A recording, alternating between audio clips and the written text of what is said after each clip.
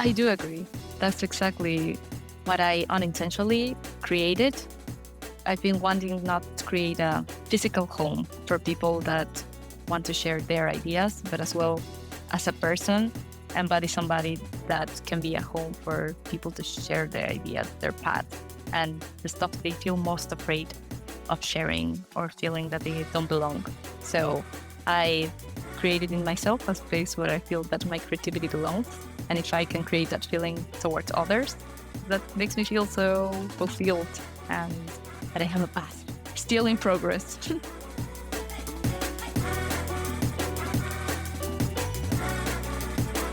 Welcome to Daring Forever, a podcast about being human, wired for wonder, capable of courage, perpetually becoming. It's about the waves that look us under and the strange, stubborn grace with which we surface. My name is Radim. I'm an author, creative, and an eternally curious human being on a mission to speak to incredible people whom I call forever daring humans, those in pursuit of an extraordinary life. Every week I share an interview that is packed with amazing stories, value, and I can only ask you, how will you dare forever? This podcast is inspired by my upcoming book titled Daring Forever, which is now available for pre-order, out in October.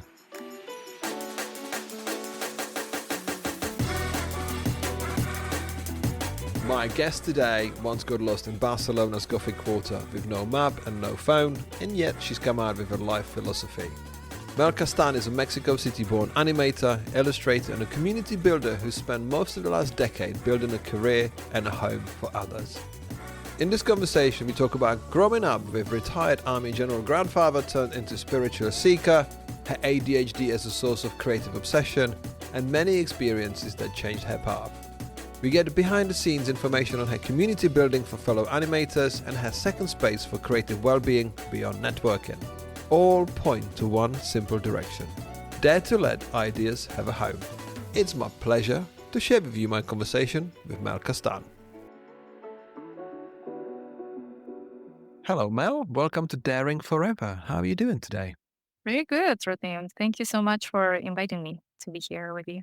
You're most welcome. It'll be exciting to talk to you because I've been following your journey for the last few years since I got to meet you, and your journey is fascinating. And I believe, in my opinion, you're one of the people who lives the Daring Forever life. And Daring Forever doesn't always necessarily mean that you're doing something crazy or risky or silly. It's about pursuing the things that you otherwise regret never starting. So, for those who have may not heard of Mel Castan, who are you, what do you do, and how would you introduce yourself? This might sound a little bit chaotic, but I'm Mel. I am from Mexico City. I started my creative journey by working in advertising and studying advertising in Mexico City, working in several agencies, startup studios, different sectors that I just really wanted to explore. And after a few years, I ended up moving to Barcelona to study my master's in animation, motion graphics, by trying to figure out if I could maybe work in mapping. I just wanted to do something more experimental. So yeah, for now, I've been living 9 years in Barcelona, figuring out different areas. I didn't end up working in mapping at the end. I did explore it, but my journey has taken me to different places. So it's been interesting. Before we rewind it back to Mexico City, what is the type of work that you do now? So right now, I am a little bit of jack of all trades. Yes. I work as an animator, an illustrator, a little bit of production, event production. So I have a full-time job, but at the same time, some freelances and some opportunities to work in different type of projects that are quite interesting. So yes. Would you say you're a bit of a specialist generalist, looking at all the interest of where it can take you? Yeah, I guess that this is part of, and I wanted to mention this at some point, but this is part of ADHD people that we really want to delve into different interests, and we have so many things that we are curious about that we just can't leave them apart. So I have so many interests and so many little things that I really love to just go into, like super deep. So yeah, that made me a generalist, I think. Yeah, there's something about ADHD. I think I've seen the word that somebody used with ADHD, and they said it's an obsession. Like when you want to do something, you're obsessed about it so relentlessly that you go after it. And I think the more I think about all the previous guests and all the future guests, we are really potentially 99% of us bound by this obsession about for what we want to do and how we want to do it. Before we go to your work now, I really want to take you back to Mexico City because I was thinking about you as a guest on this show. And then I realized that a few weeks ago, I interviewed Paloma Rincon, who is from Mexico City, lives in Madrid, had a similar story to yours, came to study and never left, stayed in Madrid ever since. And in your case, you went to Barcelona to study motion and never left. And I want to know what you brought with you. What was your upbringing, the introduction to creativity? When did you realize that creative obsession is a thing? The creative obsession has been there since forever. I think since I'm 3 years old, I've been a very avid drawer since I'm really young. And that's actually something that I picked up lately. But I just knew that I was going to be in the creative field since I was like maybe 8 years old. I just didn't know how. All my family thought that I was going to enter proper art school because I really love to draw and illustrate. But I thought that maybe advertising would have different options for me, either in radio, TV, or I don't know. It just seemed exciting back then and ended up exploring that side just to have a nice introduction to different worlds and different disciplines. What do you remember being surrounded when you were growing up? Because obviously Mexico City is a vibrant place and your idea of exploring advertising must have come from something. How did you find your way to it? Because it doesn't seem always that straightforward because you either like consumerism, you like brands, or you like creativity. What was your angle onto it? Can I be super honest? My grandma just found the school and she was like, maybe this is interesting for you. She took me there. My family, they have always pushed me to explore different things. They always supported me when it comes to me being artistic or creative. So when she saw this, I think it was even in a magazine that she saw this university. And she was like, you should check this. It sounds interesting for you. Why don't we go? And as soon as I entered the school and I took, I don't know, a first introduction class for my career, I was like, yeah, this is it. Let's do it. It sounds fun. Do you remember the feeling? Do you remember like when you felt with that first introduction? Did you have that full body sensation going, yeah, thanks, grandma, you found me?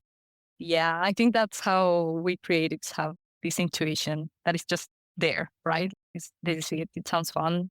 It seems like I would have a lot of options to explore and basically have fun in this while studying this. Tell me about a family push because your grandma must have known where your future might lie. Were you surrounded by creativity? Did you come from pragmatic, creative? What sort of background did you come from? This is hilarious. So I come from a military family, actually. So I was the first creative on my family. I broke the pattern and gave them a few headaches, of course, because they didn't know that me being a rebel or creative in the family was going to be easy. But yeah, my grandpa is a retired general, the army in Mexico City. He was in the army for 40 years. He retired exactly when I was born at 40. And then they started spiritual journey. So it was very interesting because I grew up with them trying to figure out what this spiritual journey, they just changed their lives completely. So the first few years of my life was me joining them to an ashram in Mexico, Sai Baba, or maybe to the Tibet house to meditate, or maybe to Hermetism classes or Dianetics even.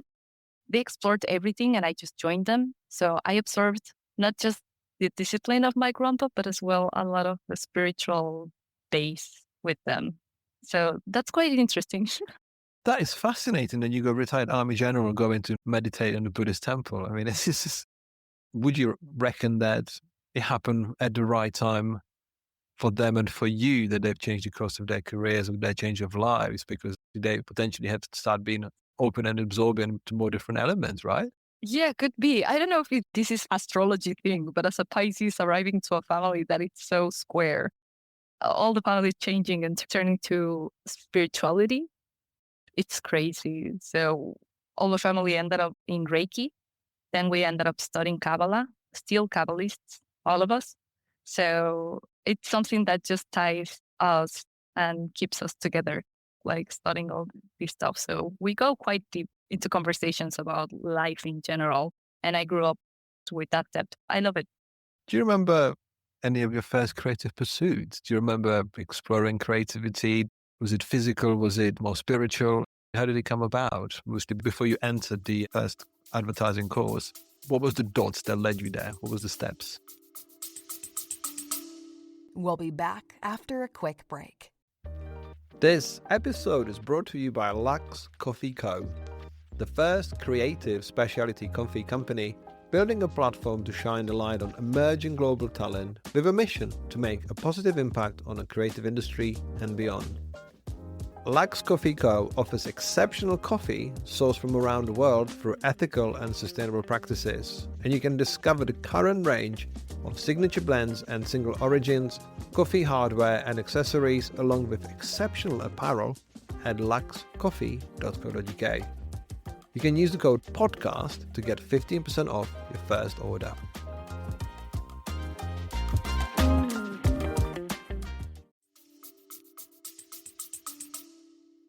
I guess that the first really creative pursuit was for me to just go really deep into drawing or illustration. For me, it's a way of meditating, basically. So I think that there's a lot of beauty in the devotion you can have when you love to do something where your time just disappears. And it not only becomes work, but in my case, it became even a spiritual practice. Just go really deep into it.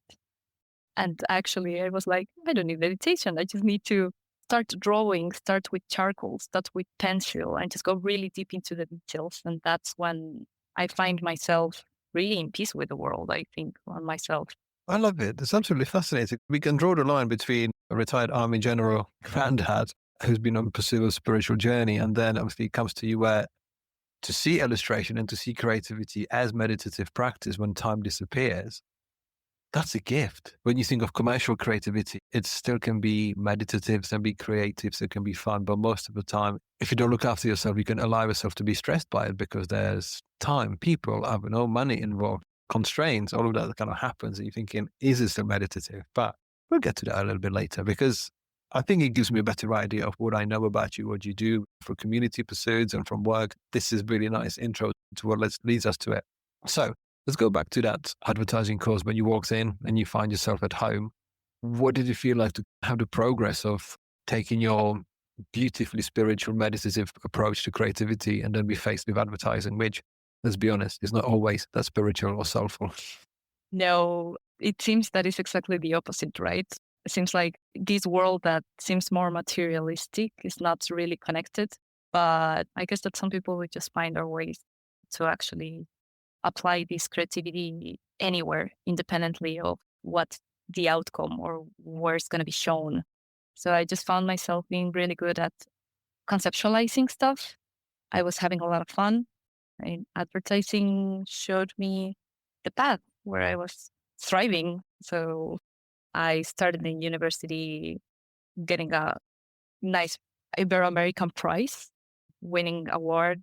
And that took me to my first agency job as an intern. This is funny, but I really wanted to connect it with working with people. I think I always wanted to work with people, even though I was working with advertising.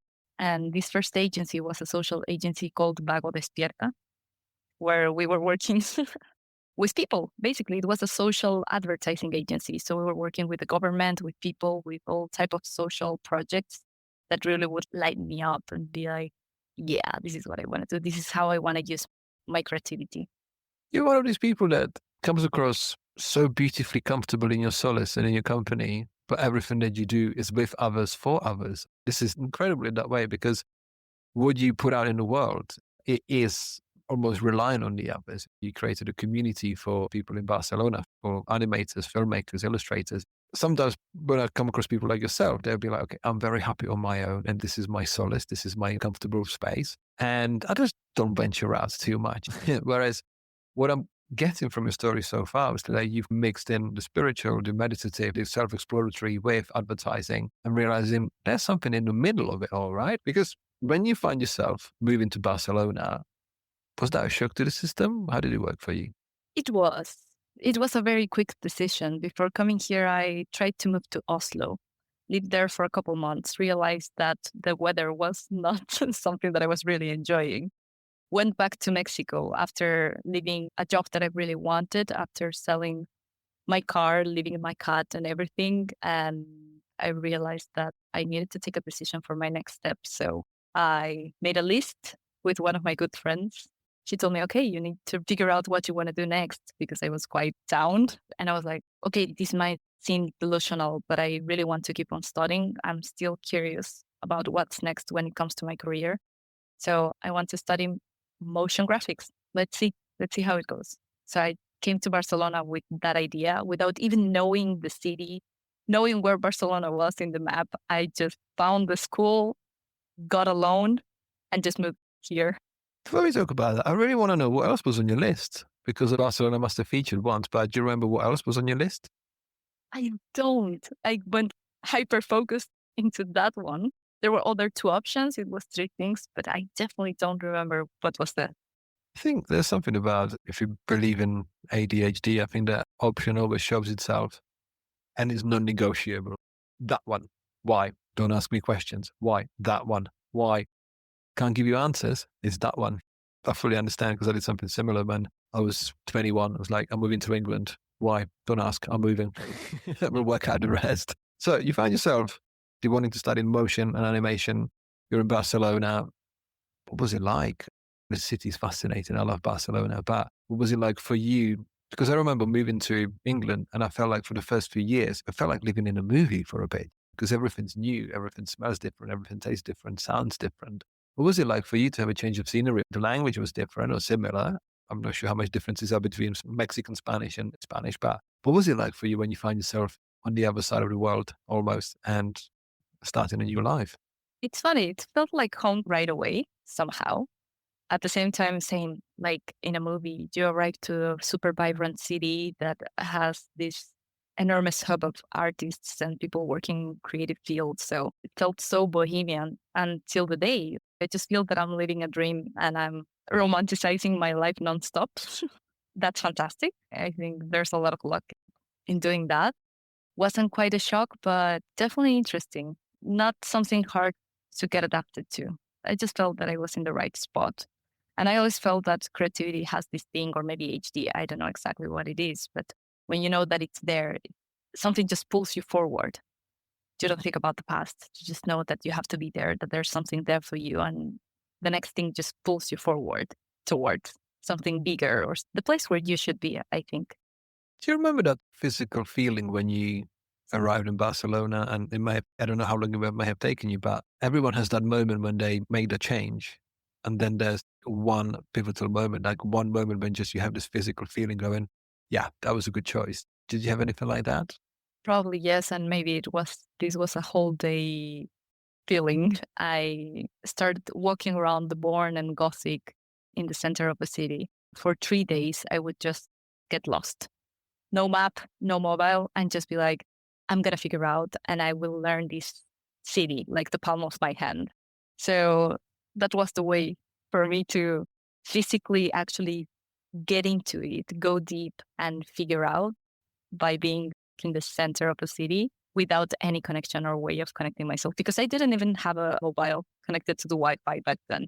I didn't have a SIM card. So I was like, okay, this is how I'm going to learn. I'm just going to get right into the Gothic, try to figure out all these little cute streets and walk until I know where I am.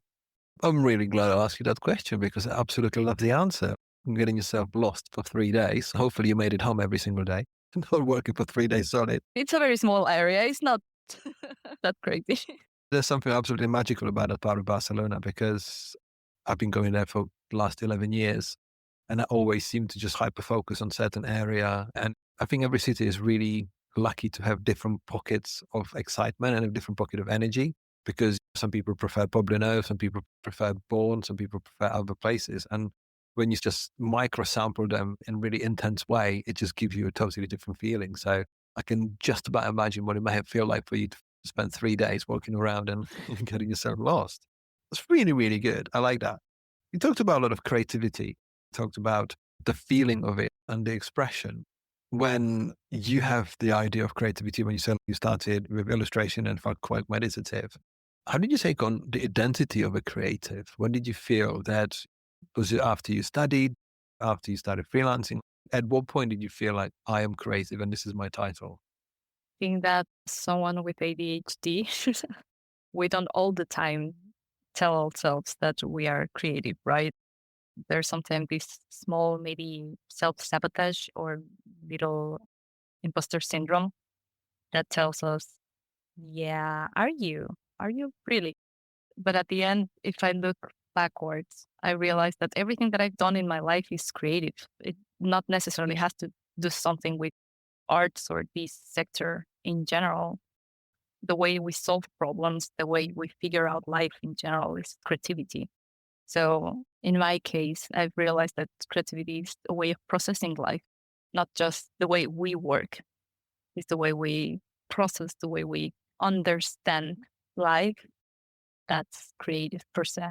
That's a really nice way to put it. Creativity is a process in life because every change comes with ups and comes with downs. You can get easily lost for 3 days and that's your own choice. But did you face any adversity or challenges when you moved to Barcelona? Because everything comes with its own challenges. So did you have your own that help you process creativity as a process in life? Yeah, absolutely. I guess that a bunch of challenges. If I'm super honest, like right now, I'm going through the challenge. I have to move apartments and I have to figure out life again.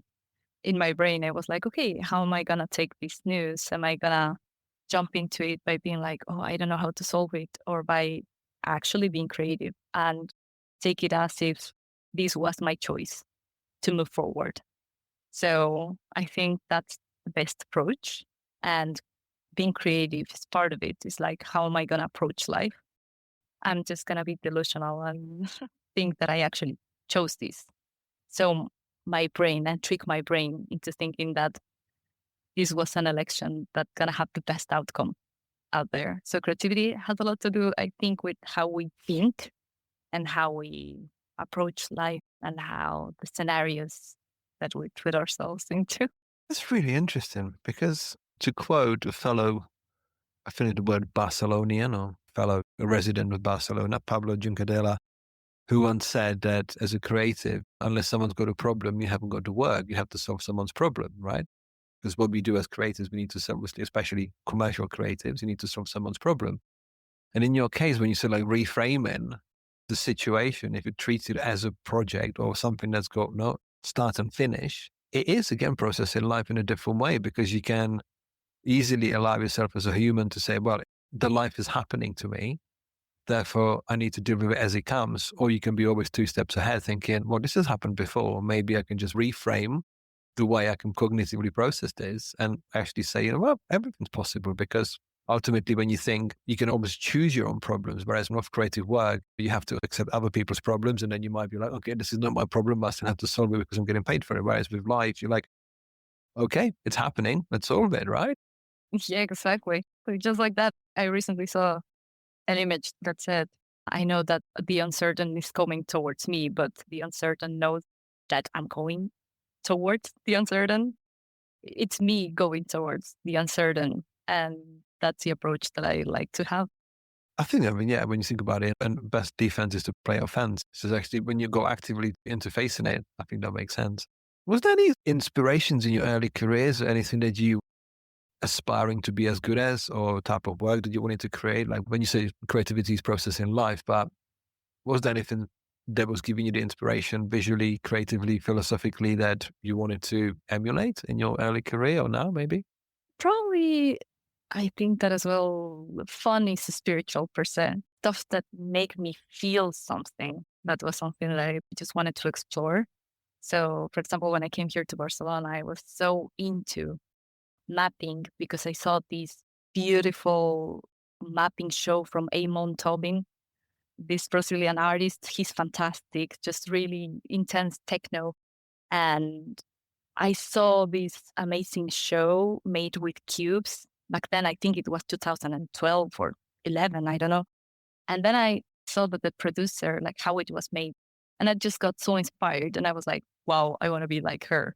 I want to do this type of work. I want to do these amazing setups and mapping. So I guess that I find references everywhere of where I would like to be, but not only about the work, but what type of person I want to embody. in the future, because that part of being creative, right? We are building ourselves as we move forward through life. So yeah, That is such an incredible reference because I was a fan of Eamon Tobin from about 1995 when he did his first album, Bricolage, which was more down tempo, drummer bass and ninja tune. And then what you referenced, I haven't thought about that show for 14 years. But as soon as you said the cubes, I was like, oh, I remember that. I haven't seen it live, but I remember it being extensively talked about. And I'm just looking it up right now. And it's so iconic and so immersive and impressive that he's changed a little bit. But as you said, you wanted creativity to be something that makes you feel something. yeah. I had the luck of going to that show. Like after a couple of years, he went to Mexico City, same show. And I was like, I'm going. And I remember I had a broken ankle. So I went with my crutches. I'm going to see this show. I don't care. And it was just fantastic. So I guess that there are just artists and pieces and stuff out there that can really start something in you. And when we go towards those things that makes us curious, we can totally change our lives. So that was just one show, right? Or one idea. And it changed my perspective. And I was like, that's it. That's what I'm going to do. I'm just going to go all in, right? It's incredible because when you think about what they did with that particular show, and I encourage listeners to actually look it up, and I think it's called Isom Live, just to see the visuals online. To me, that's the personification or the embodiment of daring forever. Daring forever is a little more philosophical about the fact like how I want the people to pursue their careers from permission to acceptance to curiosity and gratitude. But all of this starts with that, what you just beautifully described earlier, like with that moment of like, I want this now. We'll work out how. Because when you accept yourself in the process, you realize this is what I'm creating within the constraints that I've got, and I can go on a journey of curiosity to actually explore what are the possibilities. Because daring in itself is not necessarily about being silly, jumping out of planes and doing things that are reckless. It's more about a systemic way of pursuing the idea of if they did it, it must be possible for me to do it. As you said, I've seen a producer, I want to embody her because we get different signals from the universe that tell us how we can discover who we are, what's our personality, what's our obsession, or what's our sort of curiosity, like how we can put it all together. So in your case, I love the fact that it wasn't particularly a piece of work that was static or it was something, it was so immersive and so big because it now makes more sense for me to understand what you do now with your work because it brings stuff to people and makes them feel something. And I think that's an incredible career path. So tell me, what was it like to get the sense of identity when you moved countries? What was that like? Was it creative identity, personal identity? How did that embody itself? I think that part, we change so much. And there's a lot of possibility when we change identities, right? When we made big changes in our life. So when coming here and making your identity being so moldable and a big transition moment, I think that's the part that has more potential to do whatever you want. So I love that part in general of figuring out life and being creative. When you have big transitions, you have all the potential to change paths completely and take drastic decisions probably that will take you right where you should be. There's something about creative identity being so rewarding because it's not something someone gives you, it's something that you create for yourself. And I think that's the part where no one can take away from you because if you apply for a job, you're going to be doing something that's defined by somebody else. Okay, you bring yourself and your skill set, but there's the element of creating your identity based on curiosity where it takes you. I think potentially, especially with the ADHD in the mix, you can almost reimagine who you are, what you want to be as often as you want to, really. Right? Would you agree? Totally. I guess for me, the essence of yourself, keep that and say, okay, if I just keep the essence and move forward, what's going to match this essence? And I think it's just great having that potential or those moments where your identity as creative change and evolves. Sense of identity really neatly brings us onto the sense of community because you find yourself in Barcelona, you're meeting new people, you start a new life, and obviously meeting new communities and new subsets and new identities. They have been self-made sometimes. You created a community called Frames by Friends. and you call it as a hub for motion designers and animators in Barcelona. When I met you a couple of years ago, you were very much deep into it, creating it and putting yourself in a leadership role or guiding role of getting people together, because it's not always easy to be guiding creative people because they're not always the most social bunch, right? They're not always the people who want to be out there or connecting because, yes, we long for the connection, but we don't always go and get it. So where did the idea come from? And tell me, how has it been going to make it work? So yeah, Friends are Friends basically it just started with three friends when we were doing our masters. And we just wanted to do gathers with some people that we knew. So it's like, oh, let's start this gather. Let's do this first thing. We worked with a gallery as collaborators. And I was like, okay, we're going to expect just 20 people. And suddenly 75 people just appeared there. And we realized there was a big need for creatives and mostly animators and motion designers in general to connect. So, okay, we have something here. Let's keep on going. And this project kept on going for 5 years. It went great. We started working with BAU, the university here in Barcelona, doing talks, 2 talks a year with speakers and people from the community, not only people with big expertise, but people that could actually tell their own stories, how they work, their challenges. It was a great project. It's incredible. When I think of creativity, if you haven't got your self acceptance worked out, if you're early in your career, sometimes the world of creativity, especially commercial creativity, can be a little bit confusing, disorientating, because you try to make sure you've got enough work. Sometimes you might be challenged by someone else's people's successes. You don't always celebrate it because you feel you may have deserved to have it. So what I want to know, what was the spirit of community and acceptance between all of the members and people who showed up? Because it's easy to worry that you haven't got enough work. It's easy to worry that you're potentially not as good as other people. But how did people find themselves within the community that it provided for safe space, nourishing space? What was that like? I just found people connecting with each other in a more human way, like from a more maybe authentic way. We all realized that we were always having challenges and setbacks, and it was not as easy as it shows sometimes when you see successful either artists or creatives in the industry. So having this, let's say, body doubling helped a lot for people to realize, hey, we're all in the same path. We're figuring it out, but we don't have to figure out alone. So yeah, as you say, as creatives, sometimes we do feel a little isolated, but connections really helps us open our mind and realize that we can grow together. We can actually learn from each other.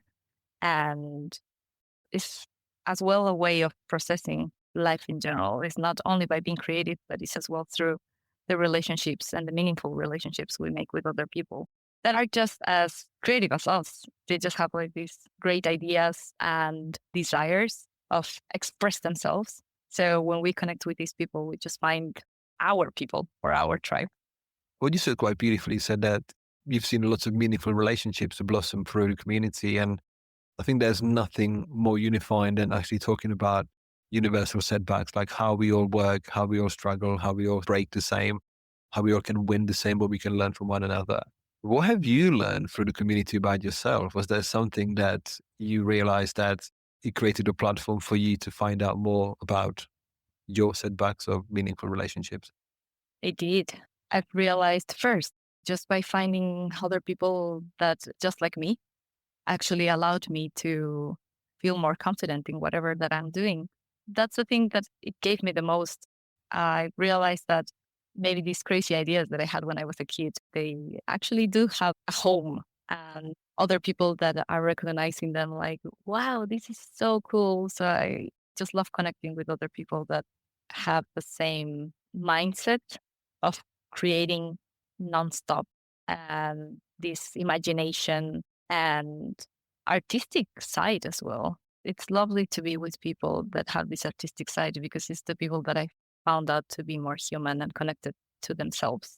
So I found that part quite beautiful. Running a community, I always celebrate people who put on festivals, events, communities, dinners, panels, anything, because in my opinion, they're always unsung heroes because it's easy this is from my personal objective, right? I have started doing community stuff because I wanted to bring people together for a particular reason. And whilst doing so, whilst you're really trying to convince people that, hey, look, I'm doing something really interesting, you need to come out. And it's only happening a few times a year. You need to come out. Not everyone's always available, and you really want them to be there because you really care about their experiences. And then you go, you know what? I said a lot of hard work for like a one evening to get 20, 30 people in the room. It takes a lot of time, right? You'd be like, oh. And then you realize some people bring 5,000 people together or even more. It's always work where you do something, you create something, or you can see organizers put it on these amazing festivals. And then somebody shows up and goes, yeah, you haven't got enough those speakers. And we're like, wait a minute, like, can we all play with elements? You know, you can only create what you can create and you can only work with who's available and what you can do. But as a community leader that you've been working on this, how did you find that endurance and that willingness? Or maybe is it still obsession that you wanted to create it? Because when I met you, you were asking very much the questions of like, how can I make this better? Like you're doing something for other people and you wanted to know how to make this better, which I think is the biggest showcase of how much you cared. So how long did it take or how much energy, endurance did it take to actually keep it going? Because I'm assuming it might not always be as rewarding or feeling like everything's going as easy. Definitely it's not always rewarding. Sometimes we would have only 5 people showing up, but at the end realizing that it's worth it because those 5 people really needed to connect and really made great connections with themselves. It's like, that's when I see, wow, my work is done. This is what I wanted to happen. I just wanted to see people collaborating, inspiring each other, most of all. And when I see them living with like, this was great. I love it. Thank you for putting this together. That's it. That's worth absolutely everything. That feeling of connecting humans that are so passionate about what they do is the thing I love the most. I love what you said because even though 5 people in the room might seem like a massive disappointment, those 5 people will be friends forever because they just found themselves in the room with a proper, meaningful, and easier conversation than obviously in the room of 50 or 500.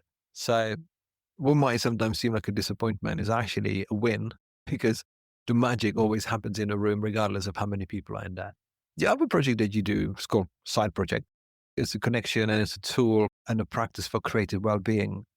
Now I know more about your backstory. It makes so much more sense to me why this exists. So what is a side project?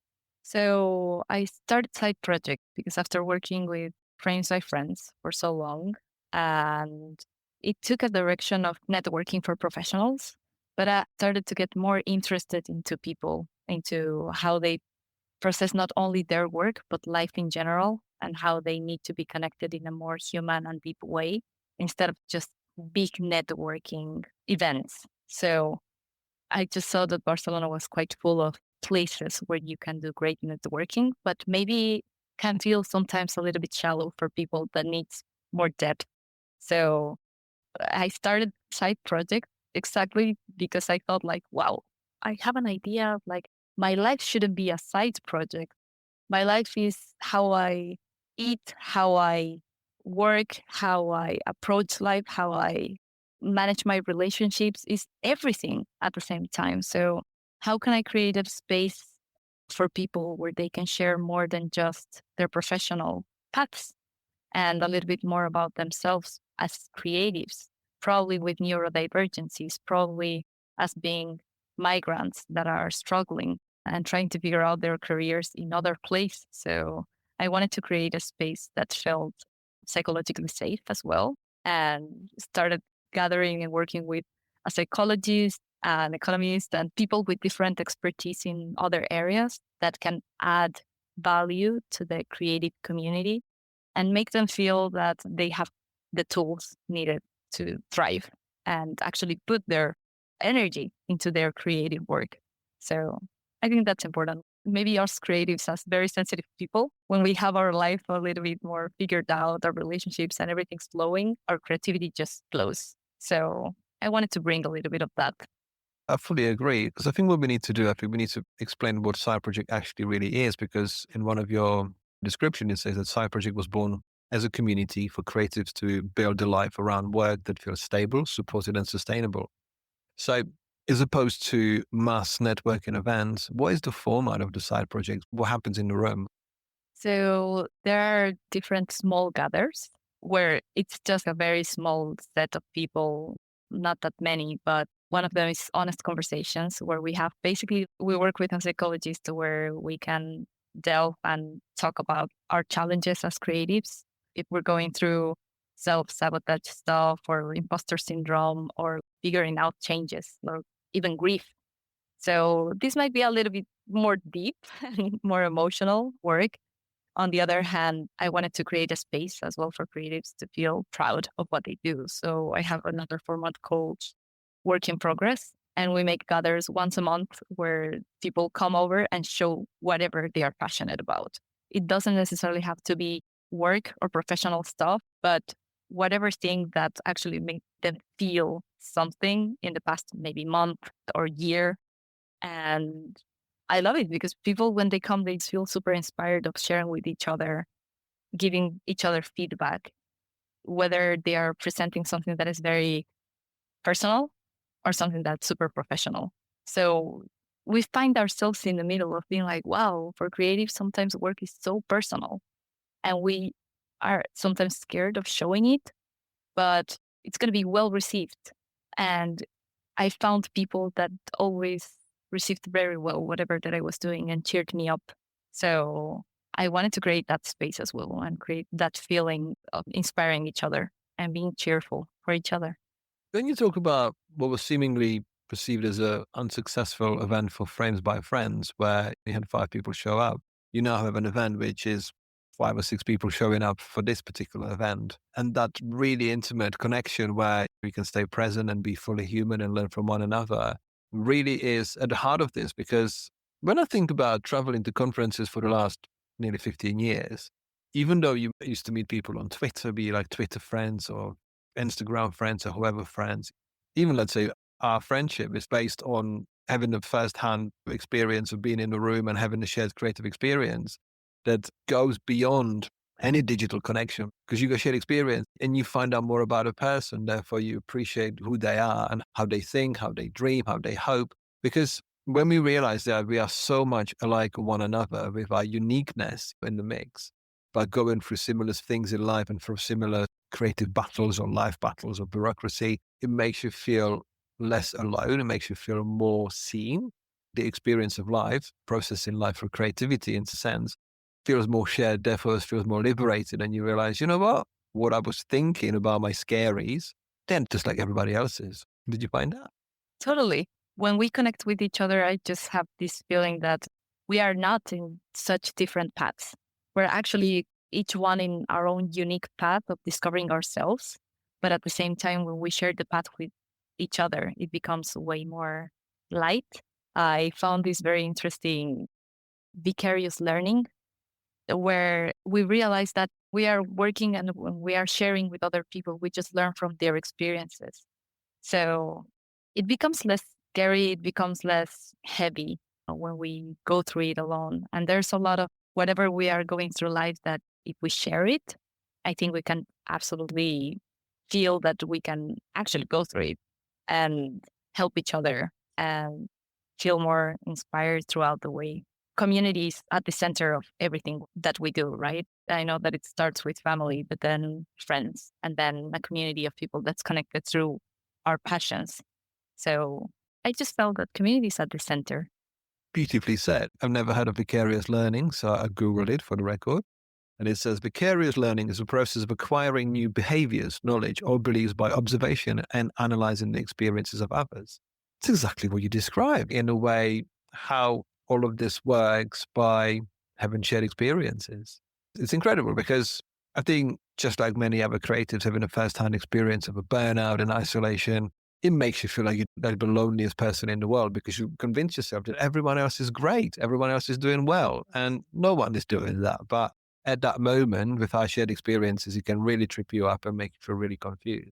So the work you do in that, I think, is incredibly important because ultimately, when you take a small group of people and make them feel better, they'll have a bigger impact through what they do on the other because we're radiated to a bigger community. I'm fascinated by everything that you do. I'm sure there's something that you're planning for the future. What is Mel's view of the next few months and a year or two? Have you got an idea where you're going to package it up and use it? Would you use it in a commercial space, or are you still not happy doing these projects on the side? Is there anything like that? I am exactly going through as a good side project that has a lot of experimentation to it. I am experimenting with putting this idea outside in the world and figure it out, even though I might have a fixed idea of, wow, I want to work with sponsors. I want to grow for the project to grow towards this way. I am letting for the process to show itself. So I'm having fun while it's growing. I'm having fun while I see people connecting and showing up and showing themselves as they are.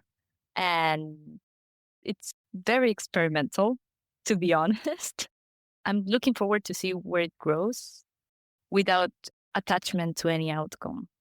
So at this point, I am open. I know that by showing up myself and creating this space, things are going to move forward and the path is going to show itself. Maybe it's a little bit too abstract, but I want to let the project to get its own shape and I'll figure out. So it took me here. It took me here to talk with you. It took me to that amazing table that day when we had dinner.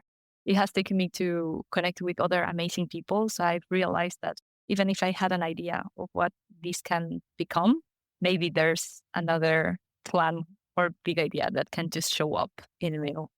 I think what you've done, obviously, you've created momentum. You're always asking questions. You push in. You wanted to find out what's next, where's next, who with.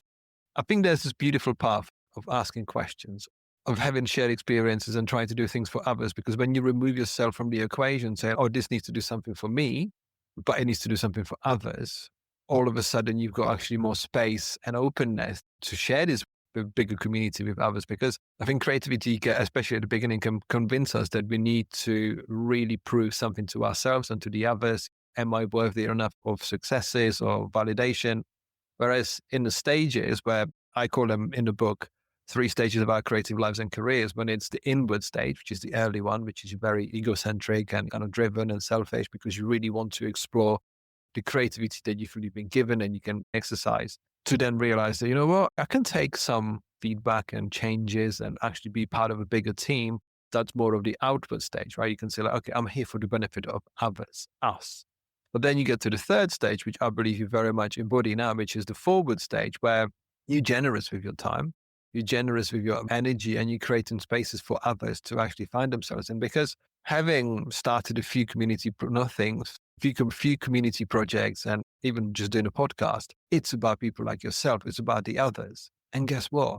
It's been the most rewarding and most connecting piece of my work ever, because even though I was trying to be accepted for whatever I was doing in the past as a designer, illustrator, this is the path that finds more people, finds more connections, finds more acceptance and validation with people. Because when you care about the others, you really unlock this arsenal of compassion and learning, which is totally unavailable to you if you really look after yourself only. So I can only salute you for what you do, because the warmth and the generosity comes through everything that you do. And tracing it back to your Army General Granddad going, you're going to meditate, we're going to explore, we're going to do this.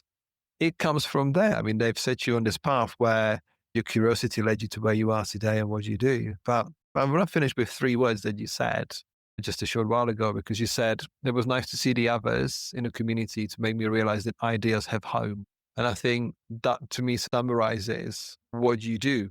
Ideas have home. Would you agree? I do agree. That's exactly what I unintentionally created. I've been wanting not to create a physical home for people that want to share their ideas, but as well as a person, embody somebody that can be a home for people to share their ideas, their paths, and the stuff they feel most afraid of sharing or feeling that they don't belong. So I've created in myself a space where I feel that my creativity belongs. And if I can create that feeling towards others, that makes me feel so fulfilled and that I have a path still in progress. I think we'll be in progress forever.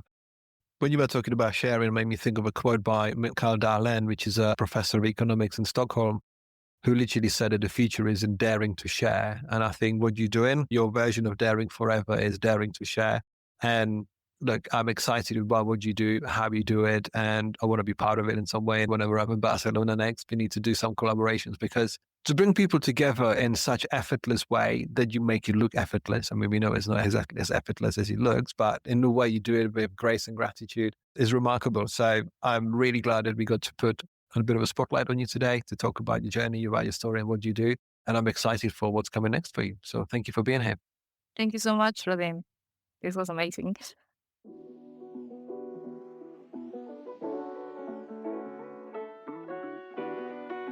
Hey, thank you for joining me on this episode of the Daring Forever podcast. As always, I'd love to know your thoughts, questions, and even suggestions. So please get in touch via the show notes or social channels. This episode was produced and presented by me, Radim. The audio production was done by Neil Mackay from 7 Million Bikes Podcast. Thank you for being here, and I hope to catch you on the next episode.